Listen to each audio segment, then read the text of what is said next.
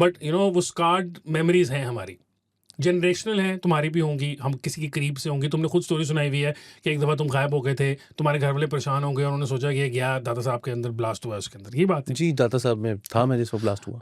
तो आज यार हम फिर वही बैठे हैं, this is 2025। I thought we were, मतलब 10 साल पहले हमने इस मसले को ख़त्म कर दिया था, अब क्या करेंगे?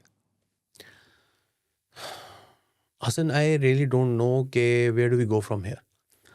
देखें, बात यह है कि स्ट्रेटेजिक पेशेंस का हमने तकरीरें सुनी हैं, और उस दिन भी मैंने बात की थी, और मैंने उस दिन भी ये नहीं कहा था कि ये ऐसे है, ऐसे होना चाहिए। मैंने कहा था ये ऐसे है।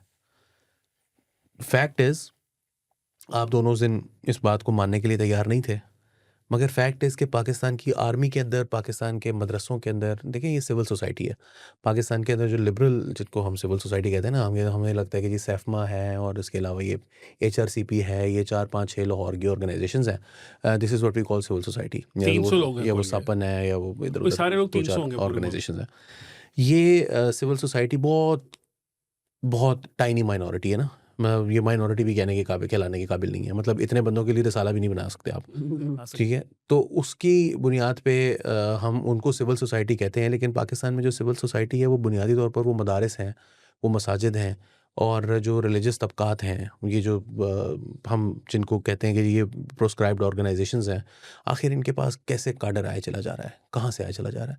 How does TLP gather so many people with in span of 10 to 15 minutes, कि वो बंदा जला देते हैं, और कोई उस वक्त ऐसी सूरत हाल पैदा हो जाती है कि उसको बचाने वाला कोई नहीं होता। कोई बीच में खड़ा होने की जुर्रत नहीं कर सकता, चाहे वो ये समझता हो कि ये गलत हो रहा है जो हो रहा है।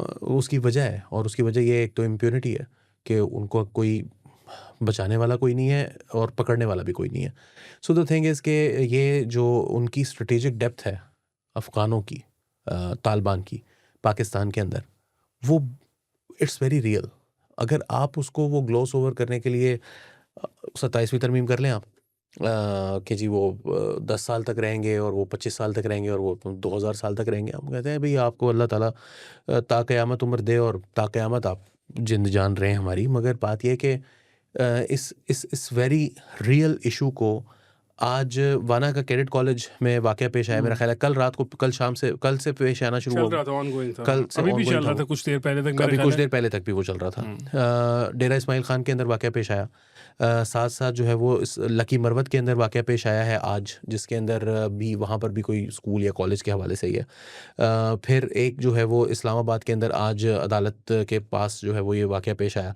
और कुछ दिनों पहले सुप्रीम कोर्ट के अंदर भी एक धमाका हुआ था, लेकिन वो पता चला कि वो कोई पाइपिंग का इशू था, उसके अंदर गैस वैस जो है वो भर रही थी। बट द थिंग इज़ कि उस वक्त भी लोगों के जो खदशात थे। और फिर एक मुल्क है हमारे बिल्कुल दहाने पर, जिसके साथ हमारा कोई 1200 मील लंबा जो है वो बॉर्डर है, और उस 1200 मील लंबे बॉर्डर के उस पार जो है वो इस्लामाबाद पर कब्जे के लिए पुलिस की परेड की पुलिस की जो हायरिंग की परेड है, एनुअल परेड जो होती है, उसके अंदर गाने चल रहे हैं और तराने चल रहे हैं, जिसमें इस्लामाबाद पर अटक पर कब्जे की बात हो रही है। तो बात यह है कि ये हमने कभी पाकिस्तान के अंदर नहीं देखा कि हम इंडिया पर कब्जे के लिए भी हवाले के लिए हमारे ऑफिशियल जो क्या कहते हैं परेड्स हो रही हों, या कोई फ़ौजी या पुलिस की परेड हो रही हो, तो उसके अंदर इस तरह के तराने चल रहे होंगे। हम ये कहते हैं कि हम अपना दिफा करेंगे, हर घड़ी तैयार कामरान हैं हम, और सिंधी हम, बलोची हम, पंजाबी हम, पठान हम, इस परचम के नीचे पाक फ़ौज के जवान, ये तो बनता है। लेकिन हमने कभी ये नहीं कहा कि दिल्ली हमारा, चीनो अरब हमारा, हिंदुस्तान हमारा, ये हमारा तराना नहीं है। ये पाकिस्तान ने कभी इसको ओन नहीं किया, मगर वहाँ पर ये तराने बज रहे हैं। और आप एट द सेम टाइम आपका जो चीफ मिनिस्टर है एक प्रोविंस का, वो उनको इतनी बड़ी लेजिटिमेसी प्रोवाइड कर दे। उसका जो स्टेटमेंट है ना, अब ये यार, आप मेरी बात सुनिएगा। हाँ ठीक है, चलो बताओ। वो जुमला मैं सिर्फ एक बोलना चाहता हूँ, वो डॉग विसल थी। बिल्कुल यही थी। वो किसी सूरत भी उसके दिल की आवाज़ नहीं थी। वो ये ऐलान था कि जो मर्जी करें, we are on your side. उनको डॉग विसल किया है, और आप देखें पिछले 4-5 दिन के अंदर अंदर क्या हुआ है, ठीक है। The next step is obviously is call of march on Islamabad. तो वो है ना, ऑन द कार्ड्स तो है, वो 26 तो नवंबर वो को जो रिक्रिएट करने तो के वो लिए। जो TTPTI एक हैशटैग है, वो पूरी तरह से इंटैक्ट है। और वो इस वक्त पूरी तरह से, अब कोई लोगों को बुरा लगे अच्छा लगे, मैं ना कभी पहले कभी इस बात से बाज आया हूँ कहने से, ना मैं दोबारा कभी बाज आऊँगा कि ये जो कनेक्शन है ये बड़ा रियल है खैबर पख्तूनख्वा के कॉन्सेप्ट के कॉन्टेक्स्ट के अंदर। और इस वक्त इसको कोई ये कहे कि जी आपकी तो स्टेट की पॉलिसी ये रही है, आपकी तो जो है वो क्या कहते हैं फ़ौज ही जो है वो पूरी तरह से ऑन बोर्ड नहीं है वगैरह वगैरह, या माजी में ये होता रहा है तो सियासी जमातें क्या करें। आई थिंक ये सियासी जमात जो है वो मुकम्मल तौर पर नज़रियाती तौर पर टीटीपी का एक सियासी विंग है और वो इनका आर्म्ड विंग है और ये बिल्कुल एक दूसरे के साथ टैंडम में काम करते हैं। और यहाँ पर जो हो रहा है वो आप मुझे समझा देना कि डेरा इस्माइल खान, वाना, लकी मरवत और इस्लामाबाद में बैक वक्त ये सब कुछ कैसे हो रहा है? कोई प्लान तो होगा। अच्छा मेरा लेकिन एक ये बात है, तुमने ये बात की कि उन्होंने सोहेल आफरीदी साहब ने जो बात की वो टीटीपीआई पीटीटीआई एक ही चीज़ है। लेकिन मेरा एक सवाल यहाँ पे एक छोटा सा ये भी है कि इसके अंदर चाहे वो उन्होंने ये बात विलफुली की या एक्सीडेंटली की, जो भी की, और जो तुमने कहा डॉग विसल उन्होंने कर दी, उसकी एक ख़तरनाक बात वो ये है कि मतलब मकसद क्या है सारी बातों करने का? इमरान खान साहब का जेल से बाहर आना। तो मल्टीपल टाइम्स में पीटीआई ने चाहे वो आईएमएफ का दौर के साथ वो जो मुज़ाकरात थे उसको सैबोटाज करने की कोशिश की और की उन्होंने ये तो दिखाया ना कि they hold Imran Khan above the state ना, या रियासत के इसमें तो कोई मफादात शक से ही नहीं है। उसको ऊपर रखते हैं।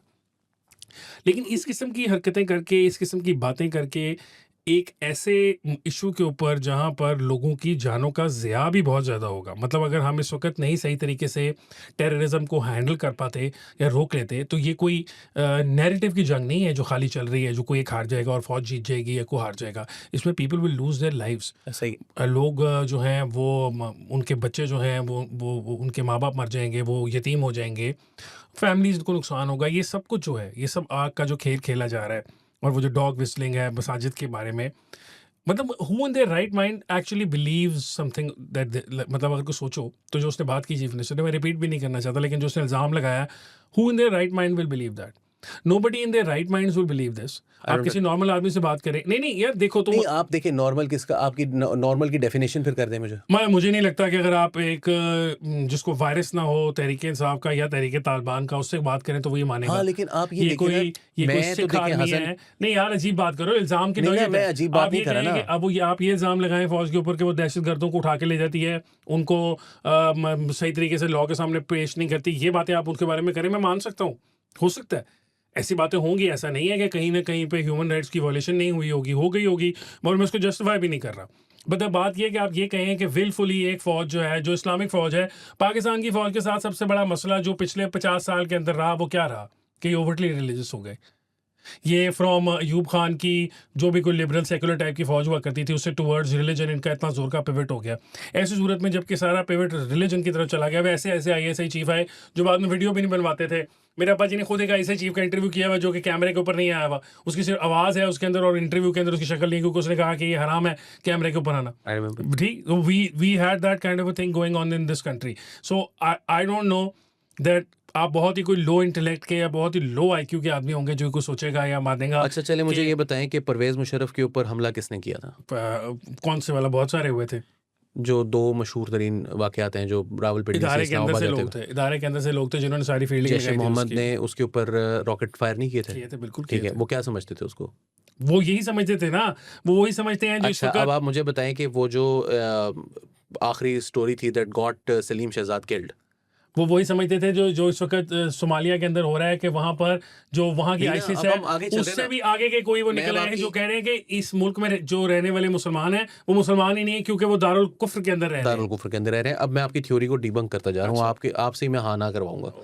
ये जो जनरल जनरल कैनी थे, जी इनके दौर में आपको याद है कि मेहरान एयरबेस पे अटैक हुआ हाँ जी, था। हुआ था बिल्कुल। The story that got Salim Shahzad killed, was वो the story स्टोरी that थी he said that कि जिसके अलकायदा के मुताबिक यस अलकायदा के लोग थे, इन्फिल्ट्रेशन थी, हिजबुल infiltration तहरीर थी। की पाकिस्तान नेवल इंटेलिजेंस ने उसको पकड़ा। ठीक। पकड़ने के बाद उन्होंने 35 से 40 लोग थे जिनको उन्होंने, और उनका जो पंफलेट था उस पंफलेट के अंदर ये लिखा गया था कि जनरल कैनी और जनरल पाशा, ये आर्मी के अंदर से हो रहा था, जनरल कैनी और जनरल पाशा काफिर हैं, इन दोनों, ये इन्होंने अमेरिका के हाथों पाकिस्तान को बेच दिया है। Okay. इनको